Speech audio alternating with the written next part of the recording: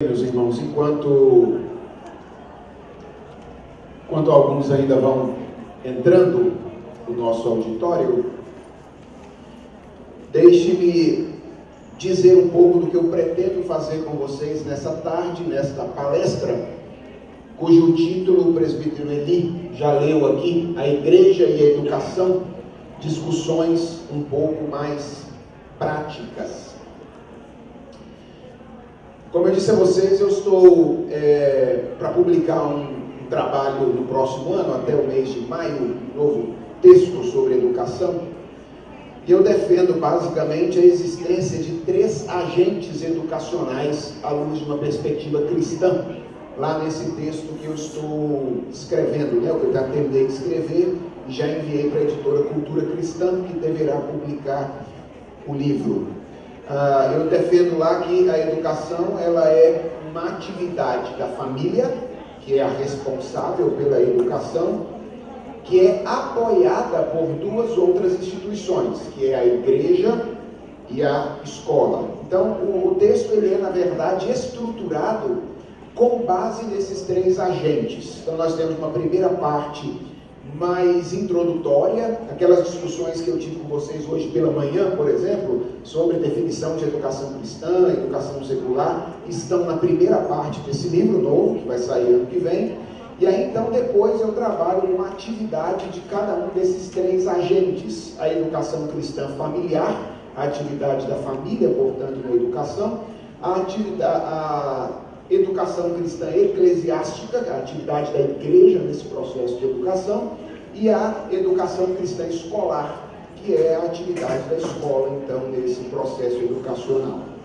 Nós já estamos falando desde hoje pela manhã de educação. A professora Débora falou agora há pouco sobre essa interação entre a família e a escola nesse processo educacional. A minha palestra agora à tarde, ela versa sobre a atividade pedagógica da igreja. Então, na verdade, o que eu tenho em mente agora é muito mais a atividade da instituição eclesiástica do que propriamente a atividade da família e da escola cristã, tá bom? Eu sei que muitos de vocês são professores, muitos são pais, e mães, mas eu imagino que muitos de vocês também têm alguma atividade eclesiástica relacionada à docência, Talvez alguns tenham vindo a esse evento interessados em adquirir recursos, ferramental para a educação cristã eclesiástica. Então eu quero oferecer algum tipo de contribuição a vocês nessa tarde, falando um pouco sobre o papel da igreja nessa atividade educacional. E como eu fiz pela manhã, eu quero já antecipar quais são os 2 passos que a gente vai dar, tá bom? No início, hoje pela manhã, na primeira palestra, nós demos 3 passos, Agora, nessa palestra da tarde, na verdade, nós temos 2 apenas. Isso não significa que eles serão mais curtos, tá bom? Eles serão passos um pouco mais longos. Mas nós temos 2 passos para dar nessa tarde. Eu quero começar discutindo com vocês um pouco a natureza da missão da igreja. E eu quero que vocês tenham em mente que quando eu falo de igreja agora, eu não tenho em mente a igreja enquanto um organismo vivo, tá bom? Quando a gente está falando da atividade da família cristã ou de uma escola cristã, em certa medida a gente está falando daquilo que a igreja está fazendo, porque nós somos a igreja de Cristo. Mas agora à tarde, quando eu falo de igreja, o que eu tenho em mente são as comunidades de fé, São as igrejas locais, é o que nós devemos fazer reunidos nas nossas igrejas locais. Então, quero começar discutindo um pouco a natureza da missão da igreja. E qual é o meu objetivo nessa primeira parte? É mostrar a vocês que a educação, ela é uma parte essencial da missão da igreja. E quando a igreja ignora a tarefa pedagógica, ela ignora a educação dentro da sua atividade, ela está de alguma forma ignorando a sua missão, tá bom? Então, esse é o primeiro passo. E aí, então, no segundo momento, eu pretendo apresentar algumas sugestões que eu chamei de um pouco mais práticas, Essa foi a expressão que eu usei ali no título. Talvez você esteja se perguntando, pastor, por que um pouco mais mais práticas. Por que não só práticas, não é? Porque, na verdade, eu pretendo trabalhar com princípios gerais, 3 princípios gerais, que eu creio que devem nortear o programa pedagógico de uma igreja, o programa educacional de uma igreja, mas que precisam ser aplicados às diversas igrejas locais, porque elas são diferentes, elas têm características diferentes. Então eu vou trabalhar com princípios que devem ser então aplicados pelas várias igrejas locais. Então basicamente é isso que nós vamos fazer. Comecemos então dando o primeiro passo, que é uma discussão introdutória sobre a missão da igreja e a educação.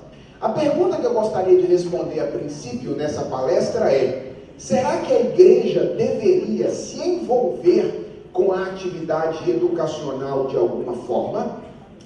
Eu creio que algumas passagens bíblicas, elas são chave para a compreensão da missão da igreja. Existem algumas passagens bíblicas importantes. Talvez a mais central entre essas passagens seja aquela que se encontra em Mateus capítulo 28, versos 18 a 20, que tem paralelo no Evangelho de Marcos capítulo 16, versos de 15 a 20, e que ficou conhecida historicamente como a Grande Comissão. Então essa é a passagem que eu creio é a mais central na definição daquela que é a missão da igreja. E como a versão de Mateus é geralmente a versão mais conhecida, eu quero trabalhar com vocês agora à tarde, nesse primeiro momento, com uma exposição muito rápida dessa versão de Mateus da Grande Comissão. Vocês se lembram que Jesus proferiu essas palavras aos seus discípulos, não é?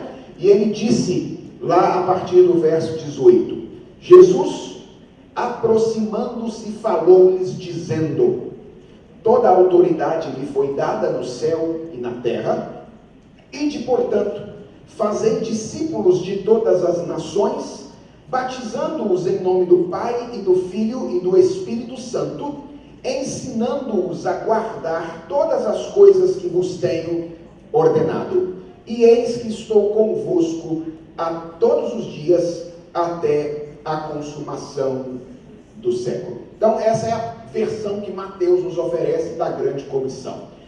Quando eu disse a vocês que essa passagem é uma passagem muito importante, eu tenho em mente basicamente 2 coisas que apontam para a importância dessa passagem. Por que ela é uma passagem tão importante? Primeiro, por causa do seu contexto.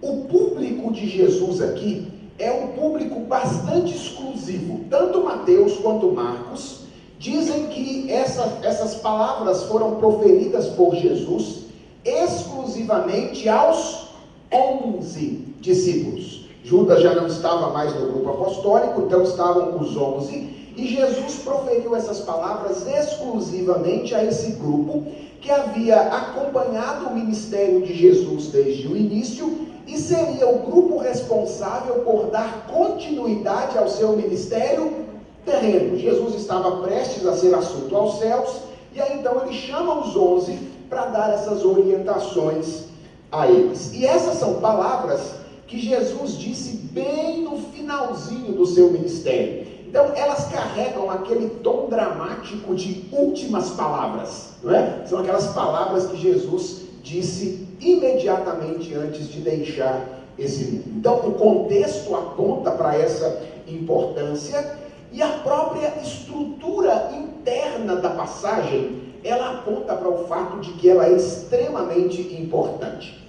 Se você tiver com a sua Bíblia aí, ou se você tiver com uma Bíblia aí no seu celular, à medida que eu vou falando aqui, vá olhando para a passagem, embora a passagem esteja também projetada ali, para você acompanhar isso que eu estou dizendo. Perceba que esta passagem, ela contém um imperativo detalhado, uma ordem que Jesus detalha aos discípulos. Por que isso é importante? Porque isso mostra que Jesus desejava que os discípulos soubessem com bastante clareza o que ele desejava que eles fizessem e como ele desejava que eles fizessem isso. Então, há um imperativo que é bastante detalhado por Jesus Cristo nessa passagem. E um outro detalhe da própria estrutura interna do texto é que esse imperativo detalhado, ele aparece emoldurado por dois indicativos. Se você conseguir na sua mente aí criar uma imagem dessa passagem, pensa nessa imagem como um texto entre dois parênteses, tá bom? O imperativo é aquilo que está dentro do parêntese. E tem dois indicativos que constroem as bordas do parêntese, emolduram esse parêntese. Qual é a primeira moldura? Toda autoridade me foi dada no céu e na terra. Essa é a moldura inicial. E qual é a moldura final? Eis que estou convosco todos os dias até a consumação do século. E o que você tem dentro da moldura? A ordem que Deus dá aos discípulos e as atividades que fazem parte dessa ordem que ele ofereceu. É mais ou menos como se Marcos estivesse colocando, ou Mateus estivesse colocando o ponto de fuga de um quadro no imperativo dado por Jesus nessa passagem. Então, se ele estivesse pintando o quadro e ele quisesse colocar você para olhar para um lugar específico nessa passagem, ele diria: olha para esse imperativo, isso é o que importa, isso é o que é mais significativo nessa passagem. Então, o contexto da passagem mostra que ela é importante, e a própria forma como Mateus constrói a passagem enfatiza esse imperativo dado por Jesus aqui. Basicamente, o que essa passagem bíblica nos ensina sobre a missão da igreja é que ela é composta, a missão da igreja, de um único objetivo que é atingido por meio de 3 atividades fundamentais, tá bom? Se você der uma olhada para a passagem, você vai perceber que ela só tem um imperativo, tá? Ela só tem um único imperativo. Embora no português pareça que ela tenha 2, ide e fazei discípulos, na verdade, na língua em que o Novo Testamento foi escrito, só existe um imperativo nessa passagem. Qual é o imperativo? Fazei discípulos. Okay? Esse é o imperativo. E esse é o núcleo da missão da igreja. Talvez você esteja perguntando: pastor, e esse id aí, né? Esse id, ele é um presente. Então, na verdade, ele poderia ser muito melhor traduzido, né? Ele poderia ser melhor traduzido por indo, ou à medida que vocês forem. O que mostra que a missão da igreja não é cumprida apenas pelos missionários, né? Que vão para terras distantes, mas ela é cumprida por todos os crentes à medida que eles vivem a vida cristã.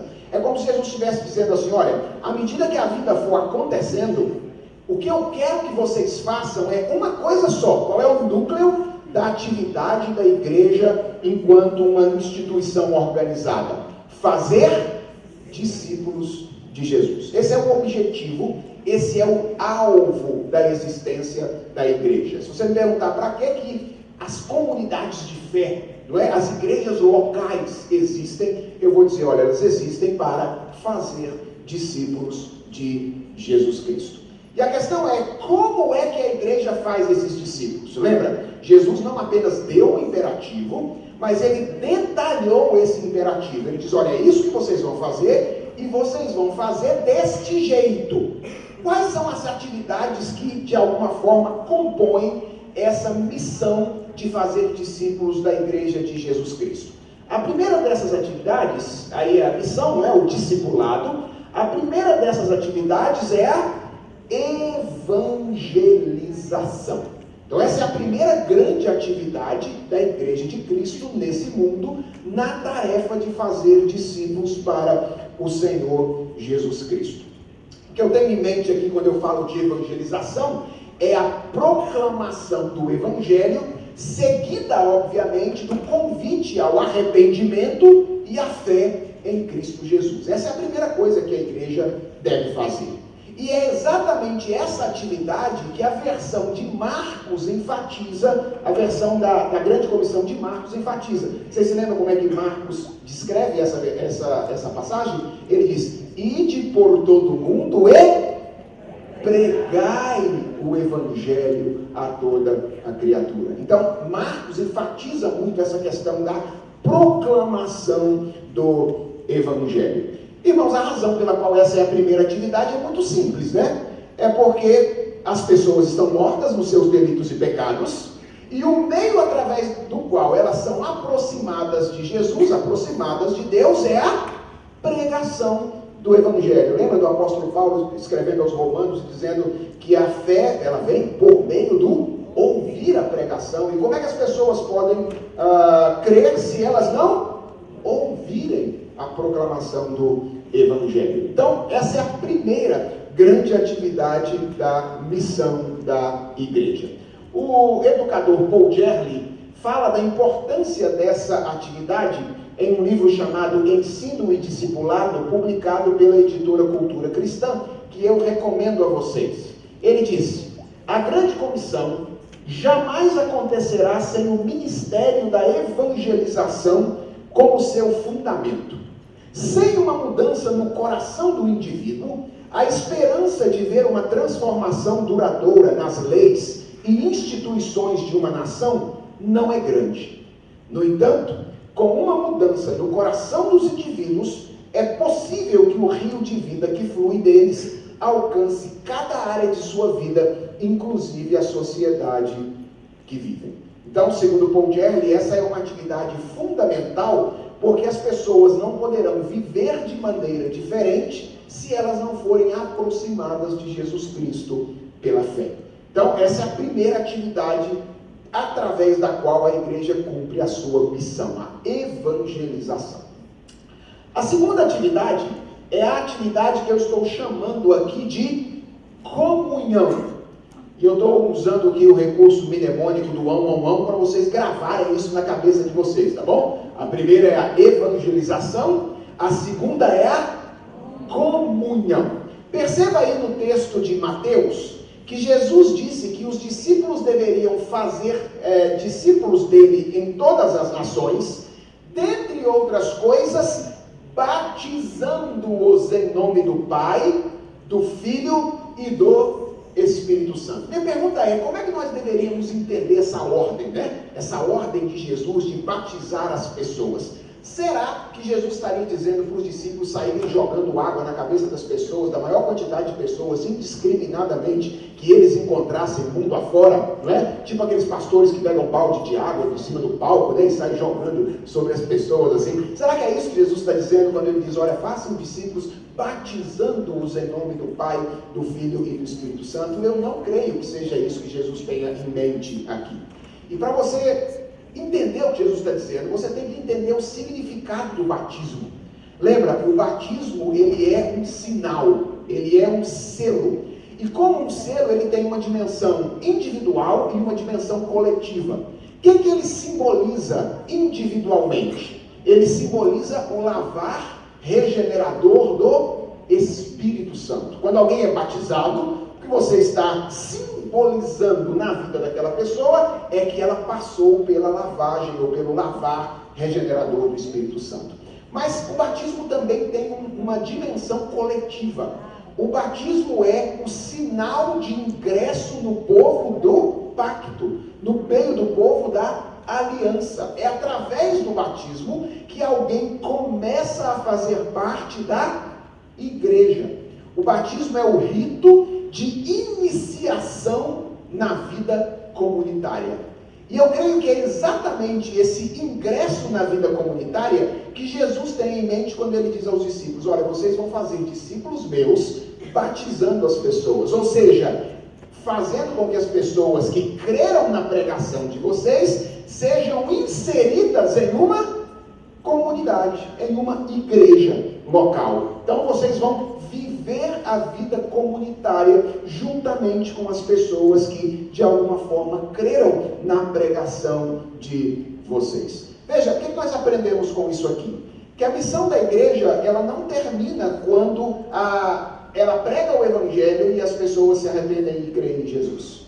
Ela começa aí, ela não termina aí, ela está começando. A missão da igreja a partir de então continua sendo cumprida através da inserção dos crentes nessa comunidade de fé e da promoção de um ambiente adequado para a vida espiritual deles. Então, o que eu estou querendo dizer aqui é que a igreja, ela não é apenas uma comunidade de proclamação do Evangelho, mas ela é também uma comunidade de demonstração do Evangelho.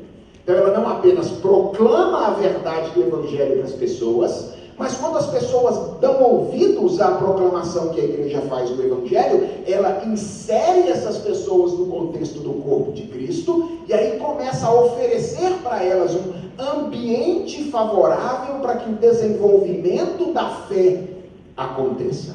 Esse é o ponto. Eu me lembro aqui, sempre que falo sobre esse assunto, de uma citação feita pelo evangelista Francis Schaeffer, quando ele explica aquilo que aconteceu na igreja primitiva.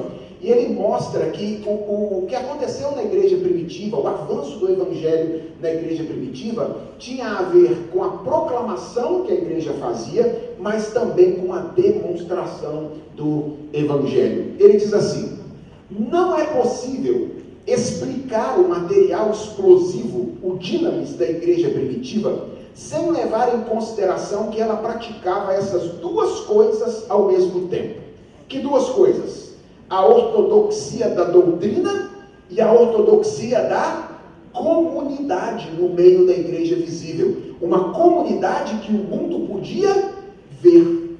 Pela graça de Deus, portanto, a igreja deve ser conhecida simultaneamente pela pureza da sua doutrina e pela realidade de sua comunidade.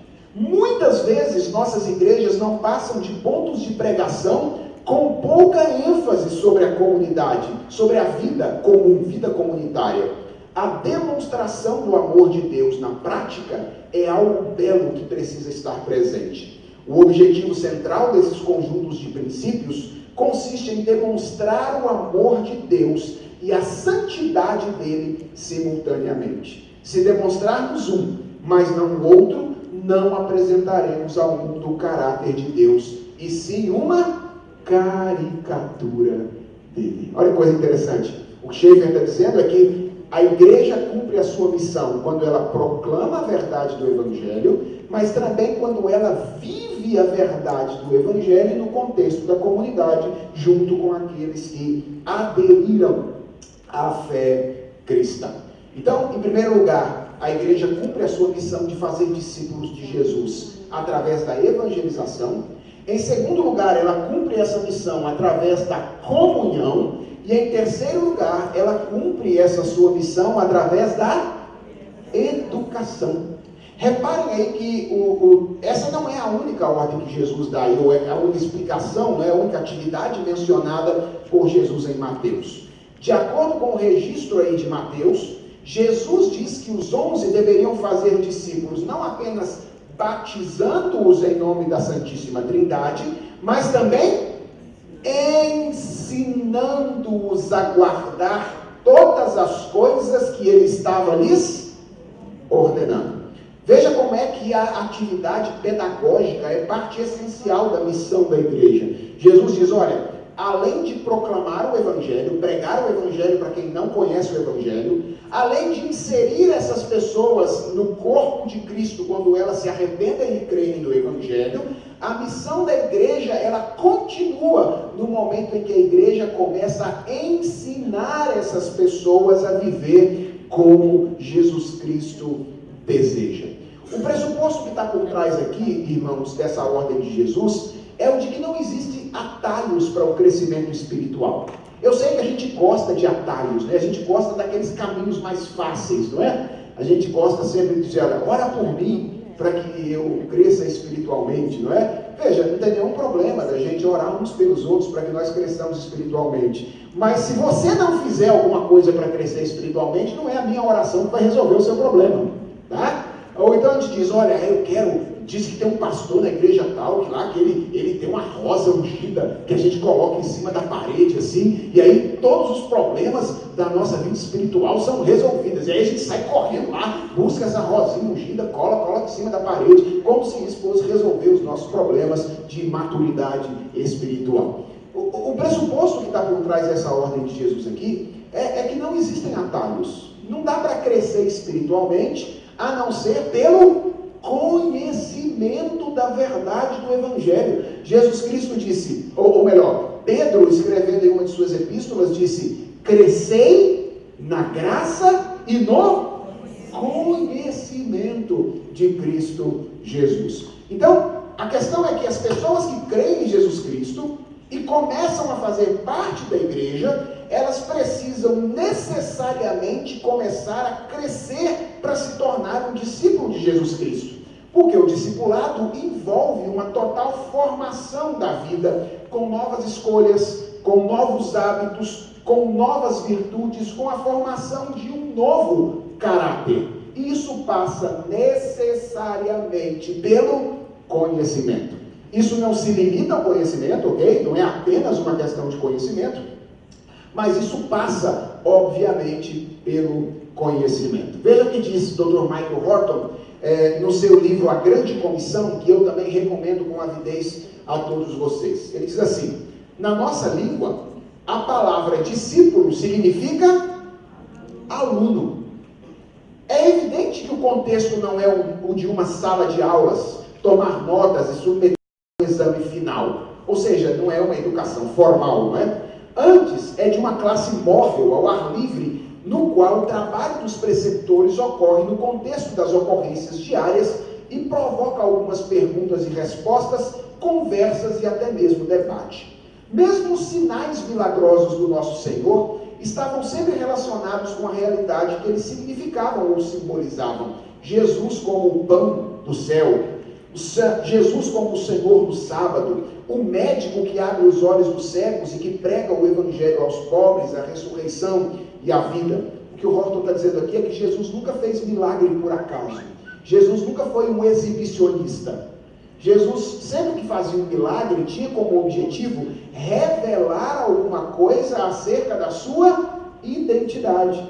É por isso que geralmente depois dos seus milagres ele ensina, ele multiplica os pães e aí ele faz um discurso: eu sou o pão que desceu do céu, e assim sucessivamente. Ele abre os olhos do cego em Marcos capítulo 8, e aí então ele leva os discípulos para perguntar para eles depois: quem vocês dizem que eu sou? Para que mostrar aos discípulos que ele também abrira os olhos deles à medida da caminhada. Então o Horton está dizendo aqui que até os milagres de Jesus têm esse objetivo pedagógico, ensinar alguma coisa a seu respeito.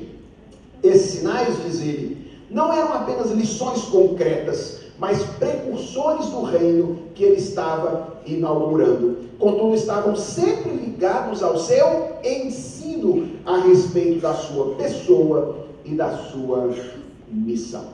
Então, a pergunta que eu gostaria de responder primeiramente é: a educação é parte da missão da igreja? A igreja deveria se preocupar com esse negócio de fazer educação, promover educação? O texto da Grande Comissão nos revela que sim. É da vontade de Jesus Cristo que a igreja tenha uma atividade pedagógica.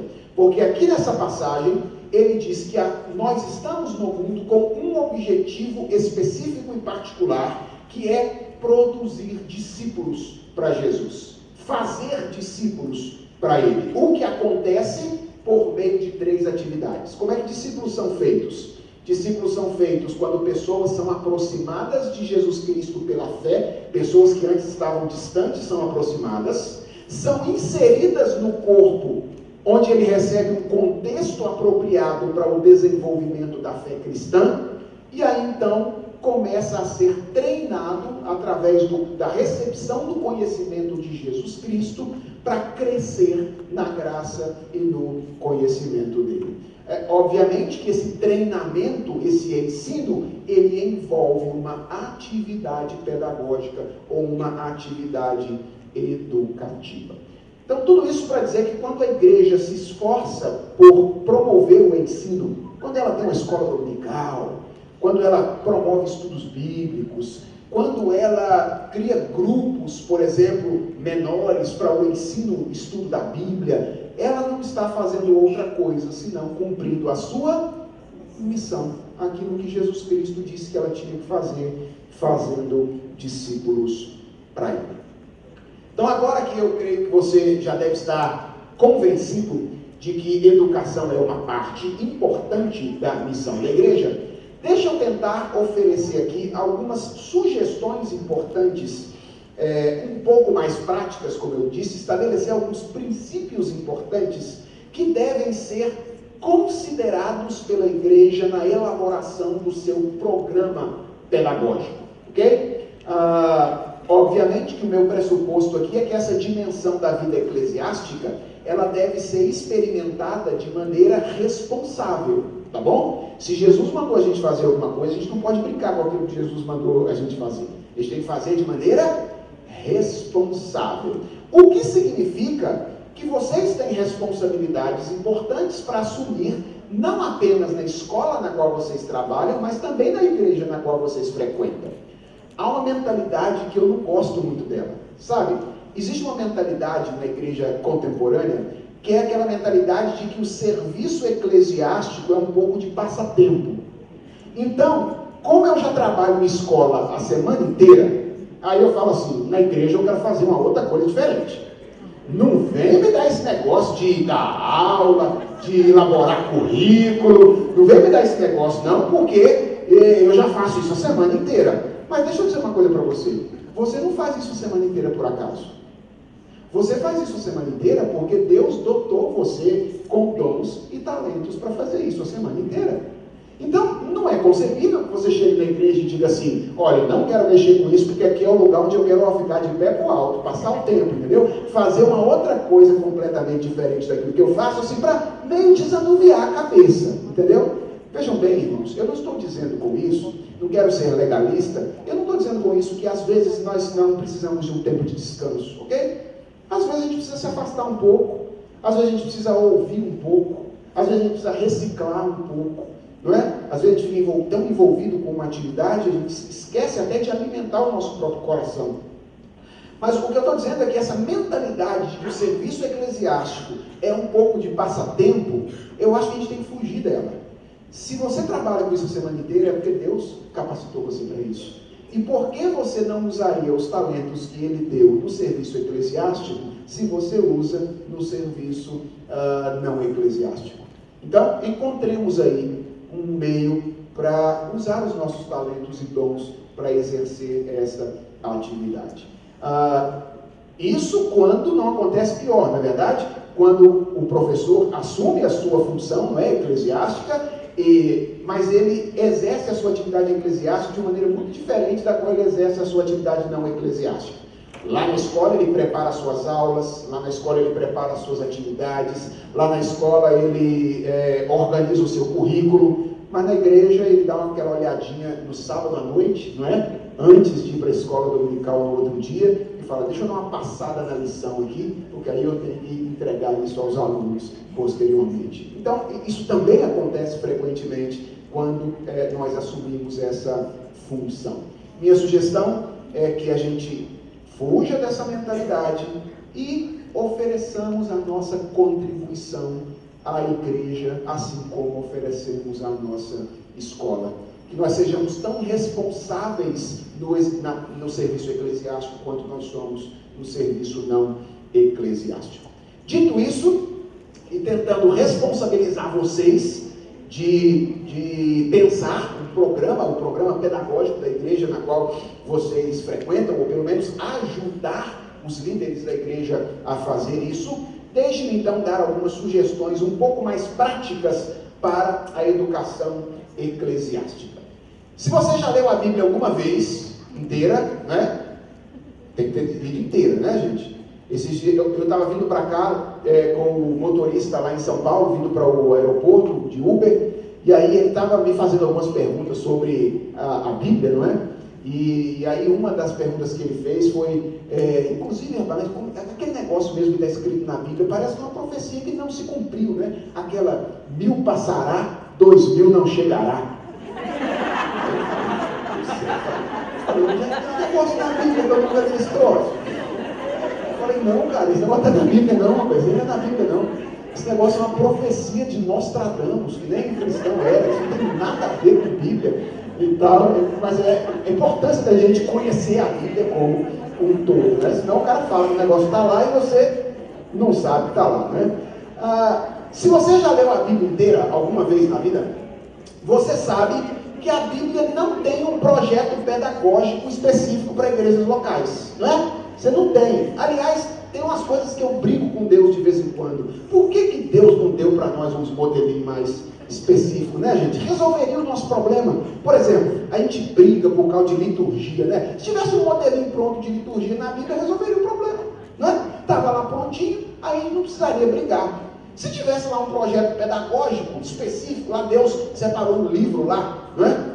Sei lá, livro de Tito, que trata lá, tem a palavra, até a palavra pedagogo aparece lá em Tito. Se tivesse lá no livro de Tito um modelo pedagógico deixado pelo apóstolo Paulo para Tito aplicar na sua igreja, resolveria o nosso problema. Mas Deus não fez isso. Eu suspeito que Deus não fez isso porque igrejas locais são igrejas diferentes. E nós, vivendo situações particulares, como seres criativos que somos, nós espelhamos a imagem de Deus quando nós encontramos soluções específicas para cada uma das circunstâncias específicas. Não foi por acaso que Deus não deixou um modelo lá. Foi para que nós pudéssemos expressar a imagem dele que há em nós através da nossa criatividade, encontrando os meios mais adequados de fazer algo funcionar em situações diferentes ou em situações particulares. Agora veja bem, é óbvio que a ausência desse programa detalhado não significa que nós estamos sem nenhuma orientação bíblica e podemos fazer isso de qualquer jeito, tá bom? Não significa que a nossa criatividade é o parâmetro final para a gente elaborar os nossos programas pedagógicos na igreja. Significa que Deus nos deixou princípios. E que a gente precisa pegar os princípios que Deus estabeleceu na sua palavra e tentar aplicar esses princípios a cada uma das circunstâncias particulares. O que eu vou fazer a partir de agora?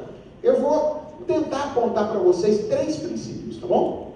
Gerais, não são os únicos, eu nem sei se eles são os principais, foram 3 que eu escolhi por algumas razões para trazer a vocês aqui nessa ocasião e tentar mostrar ou oferecer algumas sugestões baseadas nesses princípios particulares, ok? Então, alguns princípios bíblicos para a elaboração de um projeto pedagógico ou para uma reflexão sobre a experiência pedagógica da igreja. Então, o primeiro princípio bíblico que eu creio pode nos ajudar muito quando nós estamos pensando a respeito da atividade pedagógica da igreja, é o princípio da centralidade do culto público. Esse é um princípio que eu considero importantíssimo. Se você já leu a Bíblia, mais uma vez, você sabe que desde o período do Antigo Testamento, o culto tem sido a reunião central do povo de Deus. Eu poderia voltar até o Éden para tentar mostrar isso de alguma forma, mas é suficiente eu retroagir aqui ao Êxodo, tá bom? Para tentar mostrar a vocês algumas passagens bíblicas que mostram como é que o culto é um elemento central na vida da igreja. Vocês se lembram qual foi a razão pela qual Deus exigiu de Faraó que deixasse o povo de Israel sair quando ele estava escravo do Egito? Vocês se lembram? A razão era que o povo celebrasse uma festa a Deus no deserto, para que o povo pudesse cultuar a Deus longe do Egito naquela ocasião. Você se lembra também que quando Deus entregou a lei de Deus, a sua lei ao povo no Monte Sinai, ele inseriu pelo menos um mandamento que tem a ver diretamente com o culto. Qual é o mandamento que ele inseriu lá? O segundo mandamento, não é? Eu sei que o primeiro também tem a ver com o culto, mas o primeiro é mais abrangente. Não terás outros deuses diante de mim, não é? Porque isso você não faz apenas em momentos culticos. Você pode fazer isso em outros lugares, quando você, por exemplo, adora mais o dinheiro, serve mais o dinheiro do que serve a Deus. Então você está quebrando o primeiro mandamento. Mas o segundo mandamento, que é o mandamento sobre fazer imagens de escultura, tem a ver diretamente com a reunião cultica, tem a ver diretamente com o culto. O que mostra que Deus se importa com esse negócio. Porque quando ele entregou a sua lei moral, aqueles 10 mandamentos que perpassam a história da humanidade como um todo, lá estava um mandamento sobre o quê? O culto. Isso mostra que a reunião cultica é uma reunião importante da vida da igreja. E essa não é uma exclusividade do Antigo Testamento, né? Porque alguém poderia dizer, pastor, mas só está citando aí texto antigo lá do Antigo Testamento. No Novo Testamento também tem isso? Claro que tem.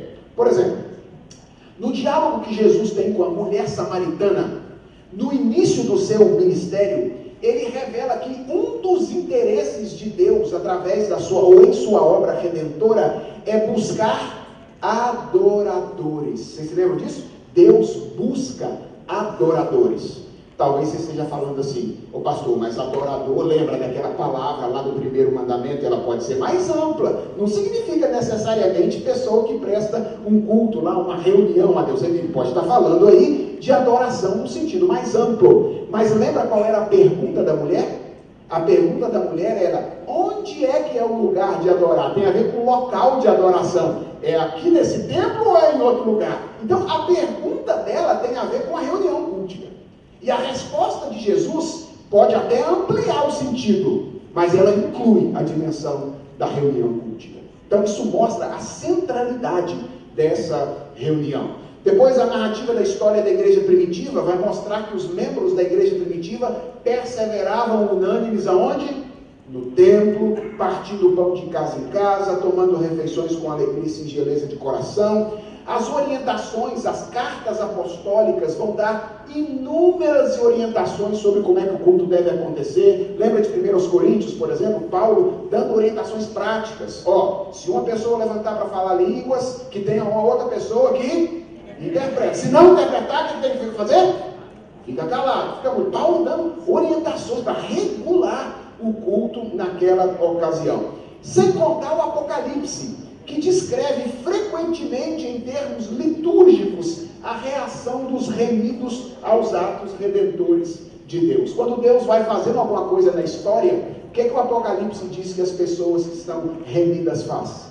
Elas prestam culto a Deus. Então, o primeiro princípio que eu gostaria de... O texto devia ter entrado ali, né?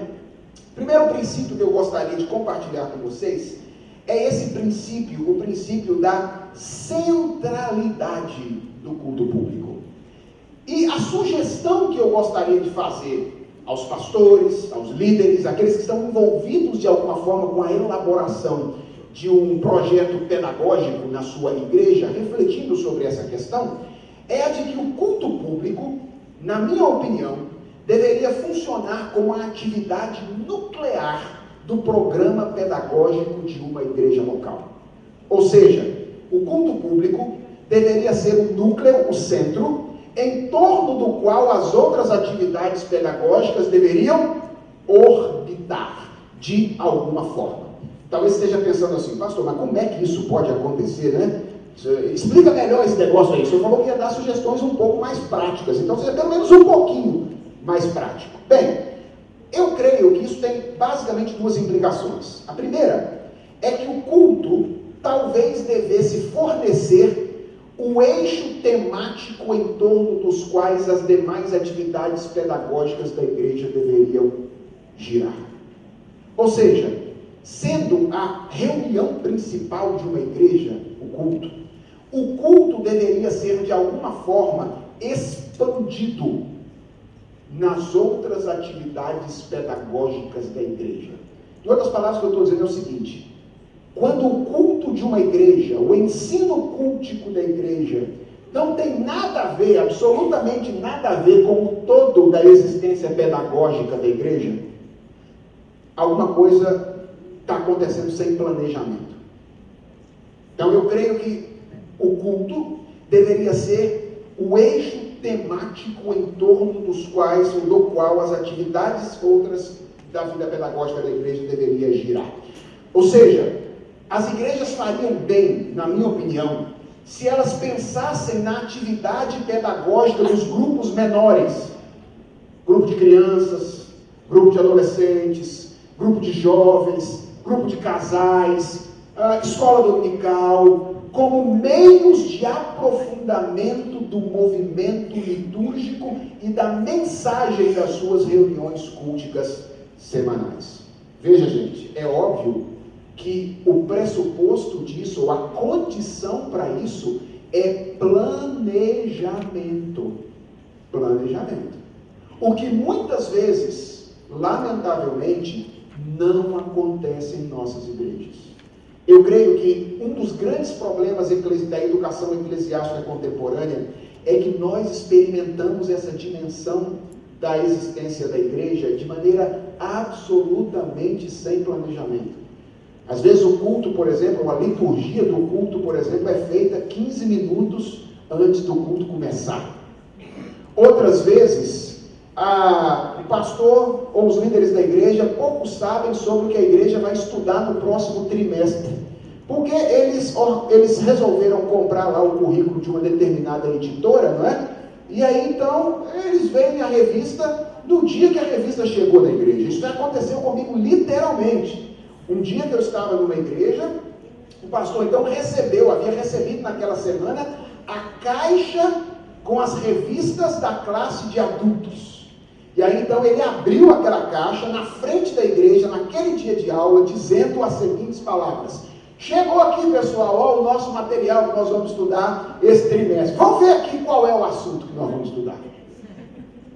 Ou seja, ele não sabia o que ministraria a sua igreja no próximo trimestre. Falta de planejamento. Para que o culto se torne esse eixo, para que o culto se torne esse núcleo central, é necessário, obviamente, que as coisas aconteçam de maneira planejada. Se existem pastores entre nós, permita-me abrir aqui fazer uma aplicação mais particular. Eu creio que um desafio, sei que isso não é fácil, irmãos, porque também tem uma lide pastoral aliada à lide acadêmica, sei que isso não é fácil, mas eu creio que nós faríamos muito bem se conseguíssemos de alguma forma não dependermos da semana na qual pregamos para prepararmos o sermão daquele fim de semana. Ou seja, se a gente conseguisse trabalhar com algum tipo de antecedência. Ou seja, se eu tivesse os meus sermões, os 4 próximos sermões, ou meus 5 próximos sermões preparados, e eu pudesse já pensar sobre eles, e à medida que o tempo fosse passando, eu estivesse preparando sempre os de lá. Tem ganho nisso em termos de planejamento e de profundidade, porque quanto mais você matura uma ideia, quanto mais você matura um discurso, melhor e mais profundo ele pode ficar. Então, uma dica bem prática seria essa: talvez os pastores devessem trabalhar com uma espécie de antecipação de 1 ou de 2 meses de sermões prontos. Obviamente você tem que revisá-lo na semana, mas geralmente o que acontece na prática pastoral, e agora eu vou fazer a minha confissão aqui diante das nossas ovelhas, é que nós preparamos o sermão do final de semana na semana. Isso é o que acontece conosco. Veja, quando isso acontece já está bom, tá? Ou seja, se já houve uma semana de preparo, já está legal, que bom. Mas se a gente puder fazer essa antecipação, talvez isso seja melhor. E uma outra coisa importante, a segunda implicação que eu creio ser relevante, é que as outras atividades pedagógicas da igreja, as reuniões dos jovens, das crianças, das senhoras, dos casais, etc., poderiam ser utilizados, pelo menos em algumas ocasiões, para aprofundar o entendimento sobre o que é o culto e a própria prática litúrgica da igreja. Irmãos, eu percebo que grande parte das igrejas do Brasil sofrem muito porque os membros não têm uma boa teologia do culto, porque eles não sabem exatamente o que está acontecendo no culto e vão para a reunião, vão para o culto como se fossem para uma reunião qualquer. Então, acho que o movimento inverso também seria interessante, que essas outras atividades pedagógicas pudessem ajudar os membros da igreja a entender o que é o culto e o que acontece no culto. E talvez você esteja se perguntando, pastor, mas por que toda essa preocupação com o culto? Simples, irmãos. É porque um grande crescimento na fé pode ser experimentado quando adorar corretamente a Deus se torna uma das prioridades de uma igreja. Quando uma igreja estabelece como prioridade entender o que é a verdadeira adoração a Deus e adorar a Deus de maneira adequada, ela experimenta um grande crescimento na fé. Então esse é o primeiro princípio, tá bom? O princípio da centralidade do culto público. O segundo princípio encontrado na Bíblia, para a gente pensar na elaboração do nosso programa pedagógico eclesiástico, é o princípio do preparo daqueles que ensinam. Esse é um princípio bíblico muito bem estabelecido, não é? A Bíblia trabalha com o ensino como um dom espiritual. Então, existe um dom espiritual que é o dom do ensino, com o qual Deus habilita algumas pessoas específicas para edificação da sua igreja. E você se lembra qual é a exortação bíblica dada pelo apóstolo Paulo escrevendo aos Romanos a respeito do dom de ensino? Você se lembra? Paulo diz que aqueles que ensinam devem se esmerar ao fazer isso. Ou seja, o ensino não pode acontecer de qualquer maneira. É preciso haver preparo das pessoas que ensinam. E talvez nós pudéssemos pensar aqui em pelo menos 3 tipos de preparo diferentes, tá bom? O primeiro deles é aquilo que eu poderia chamar de preparo espiritual. Ou seja, aqueles que ensinam na igreja precisam, em primeiro lugar, ser crentes, tá bom? Esse é o primeiro elemento fundamental. Quem ensina na igreja tem que ser crente, ok? Tem que ser crente. Por que eu estou dizendo isso, gente? Parece óbvio, não parece óbvio? Deveria ser óbvio, mas nem sempre é óbvio. Às vezes, por exemplo, começa a chegar na igreja lá alguém que é um pouco mais retórico, não é verdade? Alguém que tem um pouco mais de habilidade para falar publicamente, e a gente nem pensa 2 vezes, não discipula, não está nem aí. De repente, com 2 meses de igreja, o que esse cara já está fazendo? Ensinando, está dando aula, escola dominical, está cuidando, ensinando os adolescentes, dando palestra em tal lugar, assim. Então, deveria ser óbvio, mas nem sempre é. O primeiro preparo importante é esse preparo espiritual. É preciso que as pessoas que ensinam na igreja sejam crentes, e é preciso que elas cultivem a sua vida espiritual. Cultivem a sua vida com Jesus Cristo. Marcos registra o chamado dos apóstolos de uma maneira magnífica, na minha opinião. Ele escreve o seguinte, ele diz que, então, lá em Marcos 3, versos 14 e 15, designou 12 para estarem com ele e para os enviar a pregar e a exercer a autoridade de expelir demônios. Gente, isso aqui é magistral para mim, sabe por quê? Todas as vezes que a gente lê esse texto, a gente pensa na hora que as atividades dos apóstolos eram pregar e expulsar demônios, né? Não é isso que Marcos diz. A primeira atividade dos apóstolos era estar com Jesus. Designou 12 para estarem com ele. É isso que eles tinham que fazer. O resto era uma consequência disso. Eles ensinavam, eles expulsavam demônios, mas eles só faziam isso porque antes eles estavam na companhia de Jesus Cristo. Com o ensino é a mesma coisa. Nós podemos ter outros tipos de preparo, mas esse é o preparo fundamental, o preparo espiritual. O segundo preparo, eu poderia chamar de preparo moral. Nem todas as pessoas podem ensinar na igreja. Tá bom? Nem todas as pessoas. Quando nós ensinamos publicamente, com frequência as pessoas promovem uma identificação muito rápida entre nós e o nosso ensino. Muito rapidamente. A professora Débora disse ali, né, durante a sua palestra, que o ensino prático, às vezes, fala muito mais do que o ensino verbal, né? A gente cria filhos, sabe que não funciona esse negócio de faz o que eu falo, mas não faz o que eu faço. A gente sabe que isso não funciona, isso não existe. Os filhos vão imitar aquilo que a gente faz, as pessoas imitam aquilo que a gente faz. É por isso que uma das características que a Bíblia exige, por exemplo, dos presbíteros, que tem a tarefa de ensinar na igreja, é que eles sejam o quê? Irrepreensíveis. Irrepreensíveis. Talvez esteja pensando assim, ô pastor, então quer dizer que não pode ter pecado nenhum?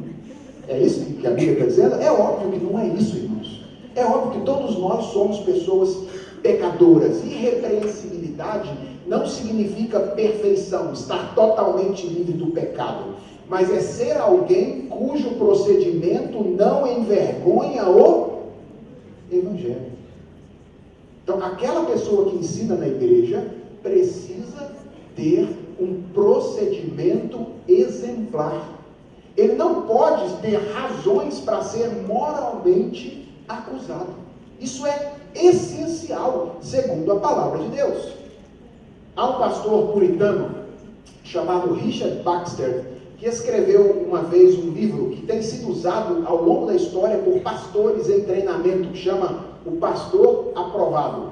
Esse livro tem sido lido há mais de 300 anos por pastores que estão em formação. E o Baxter faz uma afirmação lá que eu considero ser extremamente relevante para todos que estão ensinando na igreja. Ele diz assim: dificulta muito o nosso trabalho quando outros homens contradizem na vida particular o que lhes declaramos publicamente acerca da palavra de Deus.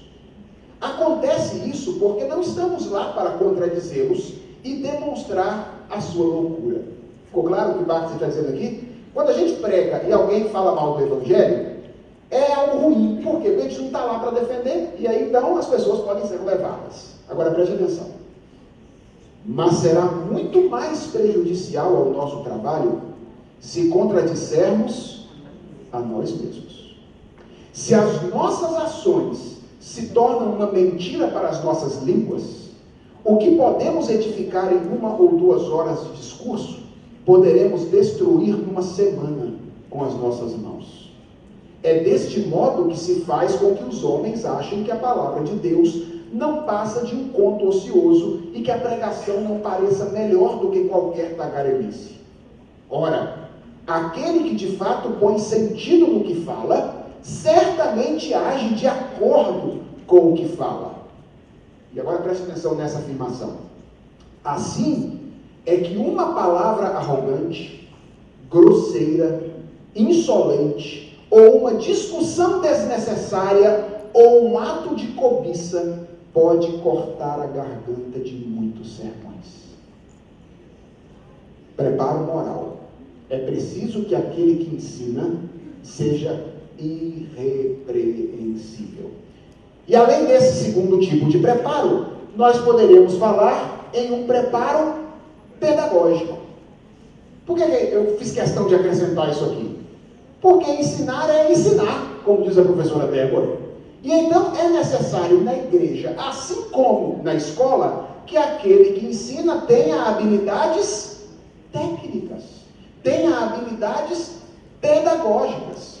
Irmãos, algo que a gente precisa entender é o seguinte: embora a igreja lide com a nossa vida espiritual, não há dissociação radical entre vida espiritual e vida natural. É na vida natural que a nossa vida espiritual se expressa. A gente às vezes acha que é porque é da esfera espiritual, é para Deus na igreja, então pode ser de qualquer jeito, né?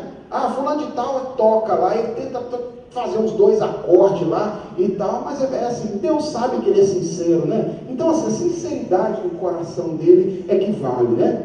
Fulano está tentando ensinar lá, ninguém aprende com o que ele ensina, ninguém consegue aprender nada, o cara não consegue captar, ele lê uma lição, ele não consegue captar a ideia, mas ele é tão esforçado, né? Ele está ali, né? servindo a Deus, se esforçando para que as coisas aconteçam da melhor maneira. Você deixa o cara lá, vamos nos esforçar, e deixa a igreja morrendo lá, com 80 pessoas que não entendem o que o cara fala. Não é? Ou seja, às vezes a gente tem piedade com um e mata 80. Né? Irmãos, veja bem, talvez seja o caso de dizer para essa pessoa com amor: olha, você não está no lugar certo. Talvez você tenha um outro serviço, um outro dom espiritual, e Deus vai usar você poderosamente para fazer outras coisas. Talvez, veja, talvez ele até sofra sem saber, exercendo uma tarefa para a qual ele não foi dotado. Mas por falta de liderança, por falta de visão, ele foi deixado naquela posição. Então é preciso ter habilidade pedagógica. Para ensinar, você tem que entender bem o assunto. Você tem que conseguir preparar bem uma aula. Você tem que conseguir elaborar um pensamento organizado. Você tem que conseguir falar com alguma clareza. Você tem que se relacionar com as pessoas de forma minimamente saudável. Se você não tiver habilidades pedagógicas dessa natureza, você não conseguirá ser usado para ensinar na igreja na qual nós militamos. Então, há necessidade desse preparo pedagógico também. Preparo espiritual, preparo moral e preparo pedagógico. Tendo em vista, então, esse segundo princípio, qual é a minha sugestão? Minha sugestão é de que a educação eclesiástica, a educação na igreja, precisa ser exercida por pessoas competentes. Nós não podemos ter uma visão de menosprezo para com aquilo que acontece na igreja de Cristo. Às vezes nós nos preocupamos que as melhores pessoas ocupem os seus postos no nosso local de trabalho, mas nós não nos preocupamos que as melhores pessoas ocupem os determinados lugares no contexto da igreja de Jesus Cristo.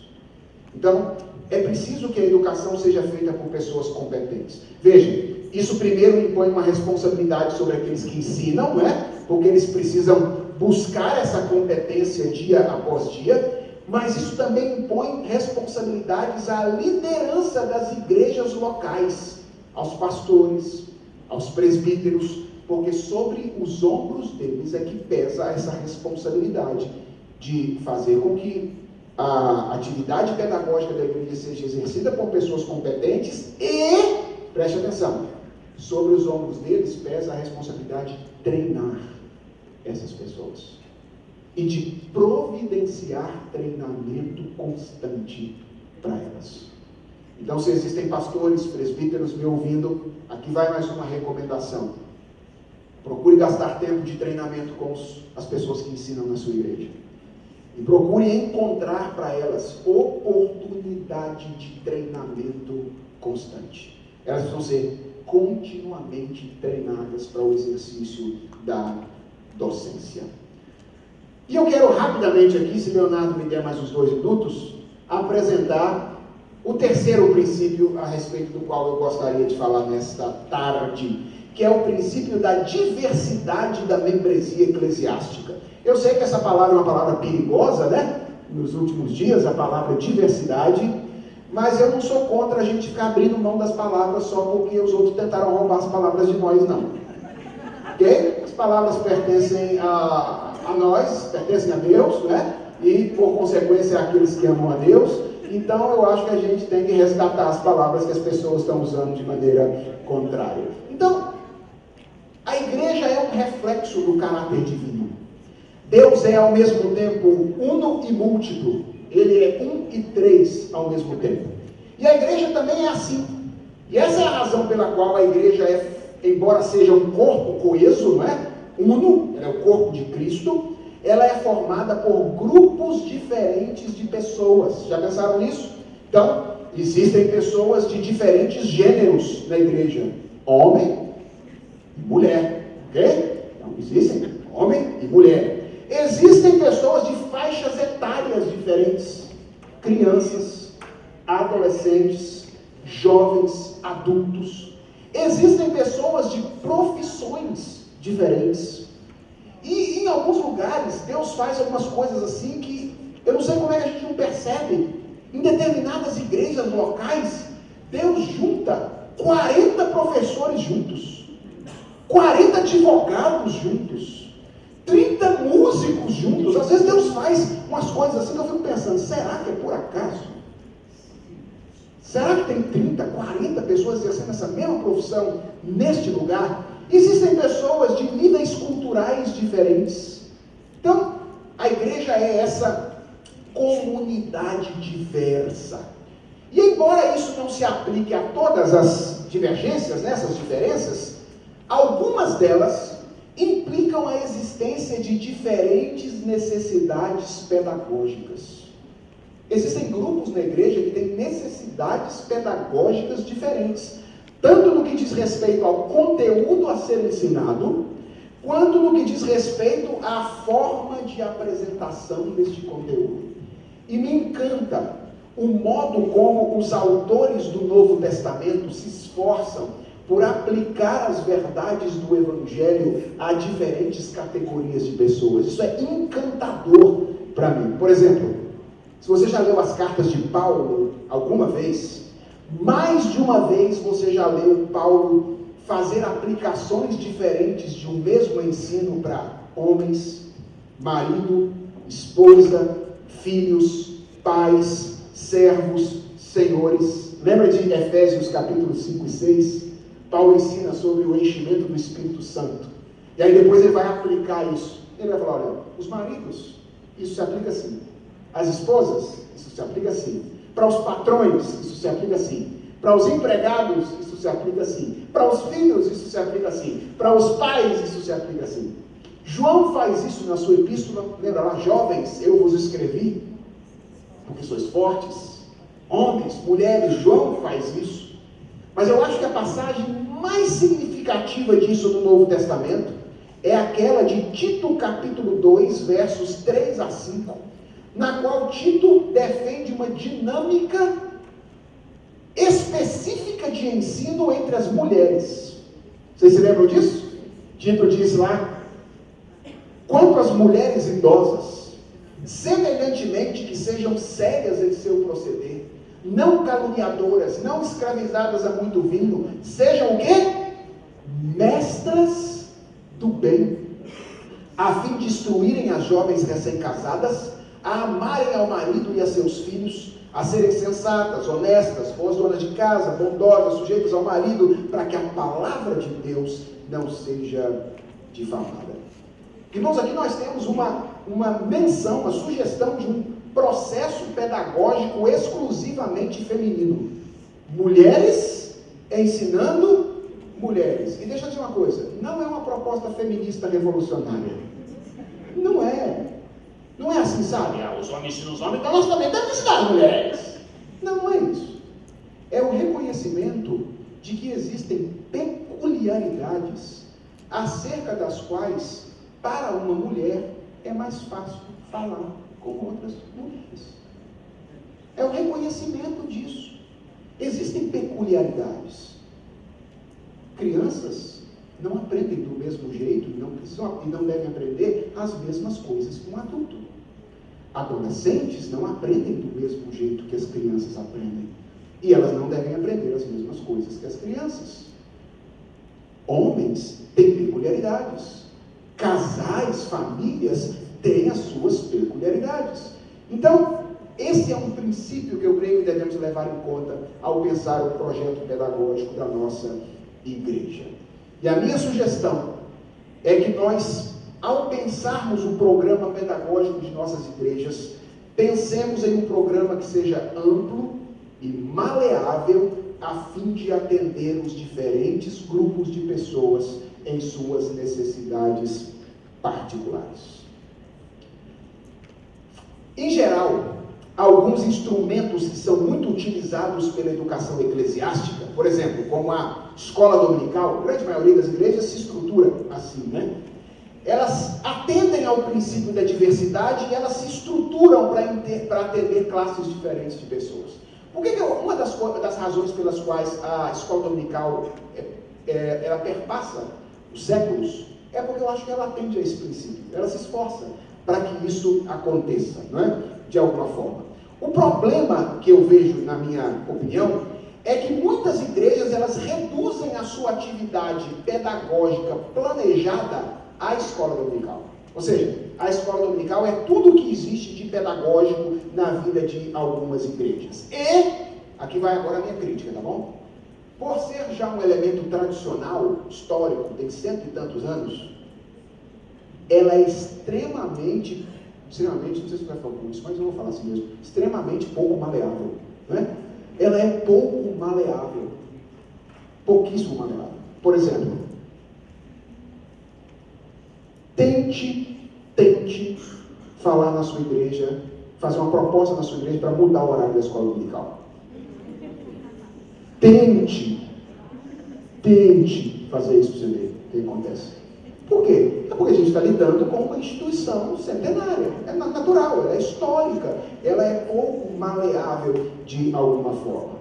E eu acredito que quando uma igreja reduz a sua atividade pedagógica apenas à escola dominical e ela não consegue ser maleável, uma das consequências disso é que algumas vezes alguns grupos da igreja podem deixar de ser atendidos nas suas peculiaridades. Por exemplo, se uma igreja reduz a sua atividade pedagógica à escola dominical, tá bom? Tudo que ela tem lá é isso.